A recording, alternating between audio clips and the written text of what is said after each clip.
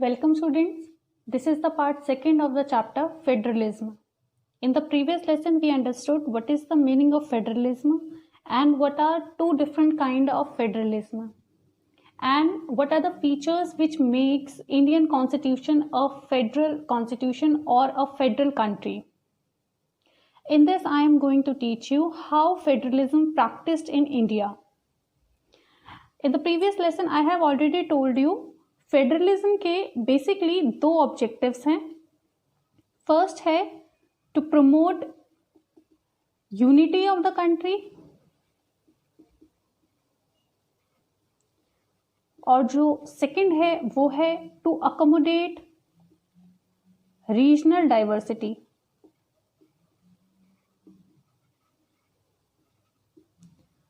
सो basically इन दोनों ही ऑब्जेक्टिव को फुलफिल करने के लिए हमारी कंट्री में जो फेडरलिज्म है उसको किस तरह से प्रैक्टिस किया जाता है.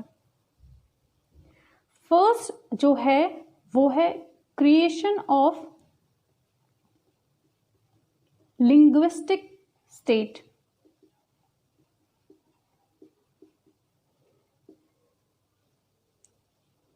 दैट मीन्स लिंग्विस्टिक स्टेट क्या होता है पहले वो समझिए. लिंग्विस्टिक स्टेट का मतलब ये है any state which is formed on the basis of a language.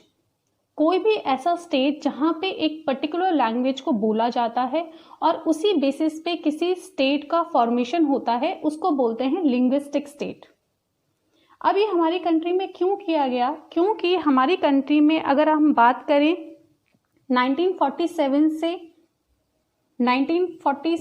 से 2017 तक हमारी कंट्री में बहुत जो स्टेट्स हैं उनकी बाउंड्रीज को मॉडिफाई किया गया और उनको लिंग्विस्टिक स्टेट्स बनाया गया.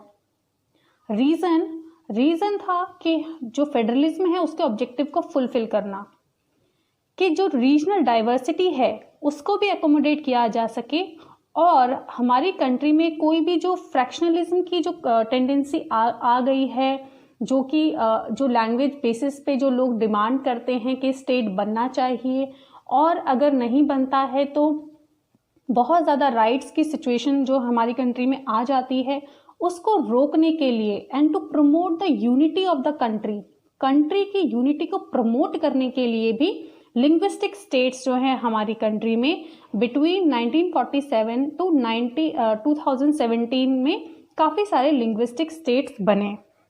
सो during this period the boundaries of several old states of India were changed and these are made into a new different state that is the linguistic state.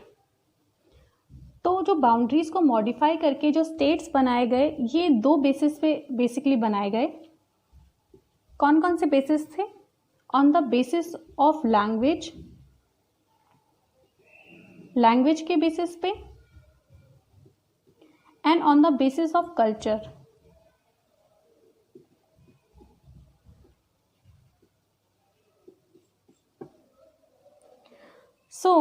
कोई भी state जो language के basis पे बनाया गया है उसको बोलते हैं लिंग्विस्टिक स्टेट. लिंग्विस्टिक स्टेट इसलिए बनाए गए ताकि हमारी कंट्री में कोई भी जो प्रॉब्लम है वो ना रहे और जो लोग हैं डिफरेंट रीजन्स के जो लोग हैं उनकी जो रिक्वायरमेंट्स हैं, उनकी जो एस्पिरेशंस हैं वो भी हमारी कंट्री ईजीली फुलफिल कर पाए और हमारी कंट्री में यूनिटी बनी रहे. सेकेंड जो है इसका हमारी कंट्री में फेडरलिज्म किस तरह से प्रैक्टिस किए जाती हैं. सेकंड है लैंग्वेज पॉलिसी. हमारी कंट्री में लैंग्वेज पॉलिसी कैसी है? हमारे कॉन्स्टिट्यूशन में किसी भी लैंग्वेज को नेशनल लैंग्वेज का दर्जा नहीं है. दैट मीन्स हमारी कंट्री में कोई भी जो लैंग्वेज है वो नेशनल लैंग्वेज नहीं है. दैट मीन्स हमारी कंट्री में जितनी भी लैंग्वेजेस हैं इक्वली इम्पॉर्टेंट लैंग्वेजेस हैं. इसीलिए हमारी कॉन्स्टिट्यूशन में किसी भी एक पर्टिकुलर लैंग्वेज को नेशनल लैंग्वेज नहीं बनाया गया है. Hindi is an official language of India. Hindi is an official language. Hindi जो है ऑफिशियल लैंग्वेज है, नेशनल लैंग्वेज नहीं है. हमारी कंट्री में इंक्लूडिंग हिंदी India have,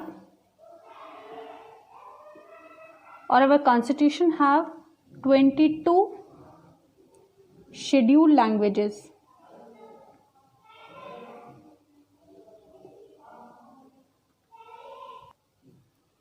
इसका मतलब ये है कि हिंदी के अलावा भी 21 ऐसी लैंग्वेजेस हैं जो कि हमारे कॉन्स्टिट्यूशन ने शेड्यूल लैंग्वेज की तरह उनको रिकॉग्नाइज किया है.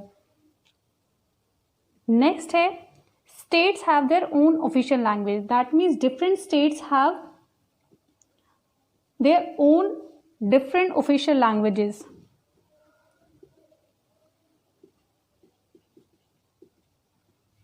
दैट मीन्स ऑफिस पर्पस के लिए ये अपनी कोई भी एक जो लैंग्वेज है उसको चूज कर सकते हैं और उसी लैंग्वेज को ऑफिशियल लैंग्वेज ये डिक्लेयर कर सकते हैं और उसको किसी भी ऑफिशियल पर्पस के लिए यूज कर सकते हैं.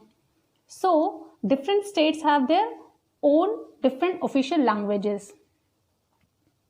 Next, English acts as a medium of communication between the central and state government. That means जो English है वो हमारी कंट्री की एक लिंगुआ फ्रैंका है. That means this language is use as a medium of communication. Central या state government के बीच में कोई भी कम्युनिकेशन होता है, कोई भी ऑफिशियल कम्युनिकेशन होता है लेटर के थ्रू या फिर किसी भी चीज़ के थ्रू, वो इंग्लिश लैंग्वेज में होता है. या फिर जो इंटर स्टेट गवर्नमेंट है वो उनका जो भी वर्क है वो भी इंग्लिश लैंग्वेज में होता है. So these are the language policy of the country. Third, center-state relation. Power sharing also strengthened federalism in India. But what happened was before 1990s, जो कांग्रेस जो पॉलिटिकल पार्टी है वही सेंटर गवर्नमेंट पे और वही स्टेट गवर्नमेंट पे rule कर रही थी, जिसकी वजह से क्या हुआ कि जो स्टेट गवर्नमेंट है वो पूरी तरह से जो अपनी पावर है उसको एक्सरसाइज नहीं कर पा रही थी. कई बार क्या होता है, जो सेंट्रल गवर्नमेंट होती है उसके पास मेजॉरिटी बहुत ज़्यादा होती है. इनके पास जब मेजॉरिटी बहुत ज़्यादा होती है और अगर स्टेट गवर्नमेंट जो है वो डिफरेंट पॉलिटिकल पार्टी रूल कर रही है, जैसे कि फॉर एग्जांपल आप मान लीजिए अभी जैसे बीजेपी की जो गवर्नमेंट है, बीजेपी की जो गवर्नमेंट है वो सेंटर पे रूल कर रही है और ये बहुत ही मेजॉरिटी में है. और जो स्टेट गवर्नमेंट है डिफरेंट स्टेट में डिफरेंट गवर्नमेंट है. दैट मीन्स कहीं पे कांग्रेस की गवर्नमेंट है. सो अब होता क्या है कि जब ये मेजॉरिटी में होती है तो कई बार जो भी कोई पॉलिटिकल पार्टी है जो मेजॉरिटी में है होती है, sometimes they misuse the provisions of the constitution to dismiss the state government. जो स्टेट गवर्नमेंट है उसको डिसमिस करने के लिए भी कई बार जो पॉलिटिकल पार्टीज होती हैं वो अपनी जो पावर्स होती हैं जो कॉन्स्टिट्यूशन में गिवन है उनको मिसयूज करती हैं. जैसे कि आपने कई बार सुना होगा कि जो प्रेसिडेंट रूल लगा दिया जाता है कई स्टेट में.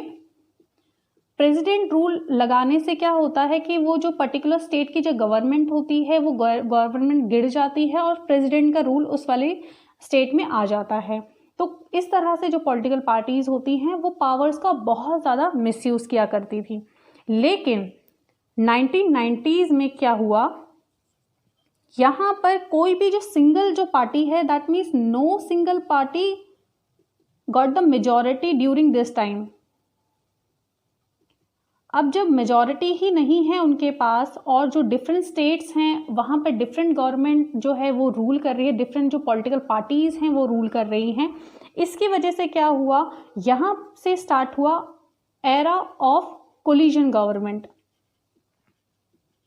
कोलिजन गवर्नमेंट मैं आपको ऑलरेडी बता चुकी हूँ. That means different political parties are coming together to form government.